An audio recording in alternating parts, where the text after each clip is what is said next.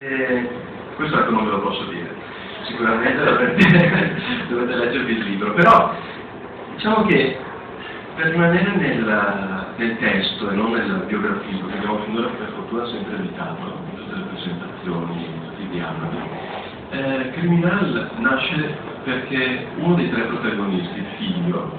questo racconto come ha anticipato Anna, costruito su una specie di trimurti di una Trinità, un padre, un figlio, un cosiddetto Spirito Santo, personaggio fioritello. Il fratello, il figlio, Gino, la voce narrante, fino all'inizio, diciamo che in realtà il libro non rivela subito che lui è la voce narrante, dopo alcune pagine si scopre, e va a indagare tra le gallerie delle carte geografiche dei Musei Vaticani su un indizio che gli viene dato da suo fratello, Ezio, scopare nei boschi lasciandogli un biglietto. Questo biglietto dice appunto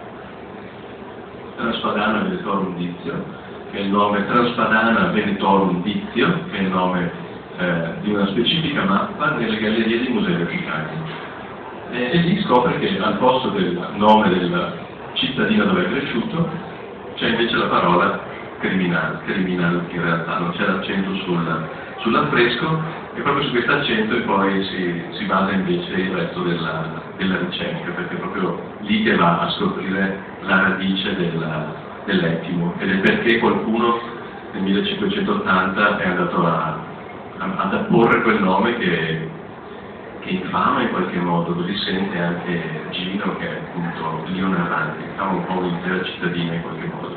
E quindi ovviamente il resto non ve lo posso dire, chi l'ha letto lo sa, chi non l'ha letto non è giusto che lo sappia qui.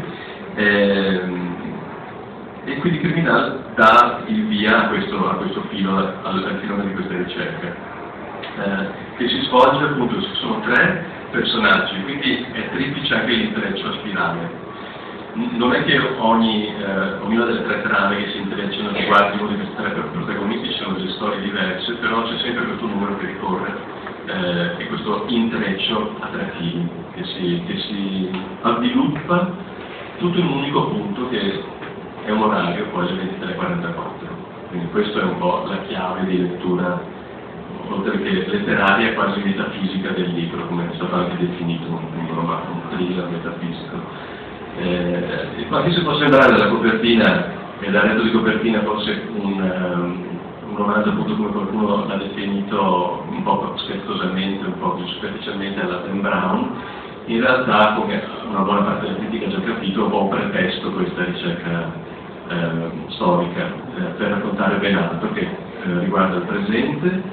riguarda la storia contemporanea e anche la storia di una famiglia dilaniata, perché va a entrare nel profondo anche dei legami di parentela dentro una famiglia.